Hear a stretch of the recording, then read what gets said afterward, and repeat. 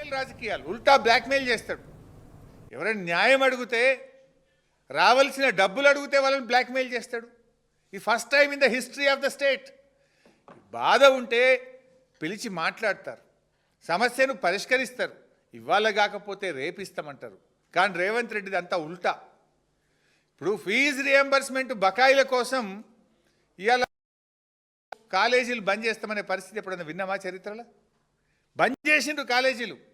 పిల్లలు ఇళ్ళకే పరిమితం అయిపోయినరు. ఒకసారి అడిగిండ్రు, 2 సార్లు అడిగిండ్రు, 3 సార్లు అడిగి చివరికి ఫీజు రియంబర్స్మెంట్ కోసం కాలేజీలు మూతబడ్డాయి.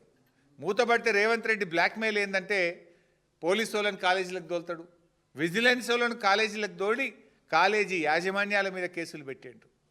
అరే ఆరోగ్యశ్రీ బకాయిలు ఇవ్వండి అని ఆసుపత్రులలో దరఖాస్తు పెట్టి దండం పెట్టి మొరబెట్టుకున్నా నువ్వు కనికరించలేదు. ఇక మేము బంద్ చేస్తాం ఆరోగ్యశ్రీ సేవలంటే ఆసుపత్రుల మీద పోలీసుల దాడులు, విజిలెన్స్ దాడులు, వైద్య ఆరోగ్య శాఖతో దాడులు చేపిస్తాడు. కాంట్రాక్టర్లు ఎవడన్నా చిన్న చిన్న కాంట్రాక్టర్లు మా బిల్లులు ఇవ్వమని ధర్నా చేస్తే వాళ్ళ చేసిన పనుల మీద విజిలెన్స్ ఎంక్వైరీలు పెట్టిస్తాడు. ఉద్యోగ సంఘ నాయకులు అరే మా డిఏ ఏది, మా పిఆర్సీ ఏది, మా పెన్షన్ బెనిఫిట్ లేదంటే వాళ్ళ మీద ఏసీబీ దాడులు చేపిస్తాడు. అంటే హక్కులు అడిగితే చివరిగా పోలీసులు, ఏపీఎస్పీ బెటాలియన్ పోలీసులు, ఈయన రేవంత్ రెడ్డే మాటిచ్చిండు ఏక్ పోలీసింగ్ విధానం తెస్తా అని. ఏమైంది నాయన ఏక్ పోలీసింగ్ అంటే పోలీసుల భార్యలను పోలీసుల చేత అరెస్ట్ చేపిస్తాడు.